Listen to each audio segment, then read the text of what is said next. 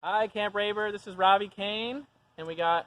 Hi, I'm Becca Kane, and this is our youngest, Titus, and this is Daniel. Yeah, we just wanted to encourage you. We're so thankful for you. You guys are making eternal impact for God's kingdom. Wanted to send a little quick encouragement out of a verse from 1 Timothy 1:16, which says, "But for that very reason I was shown mercy, so that in me, the worst of sinners, Christ Jesus, might display his unlimited patience as an example for those who believe on him and receive eternal life." So just thinking about God's unlimited, immense, long-suffering patience is another verse. You guys, it takes a lot of hard work and a lot of patience to deal with campers and each other every day, and just want to encourage you to keep it up and tap into God's unlimited, immense patience. We're just so thankful for you and just want to encourage you, and we love you and we're praying for you. So, woohoo!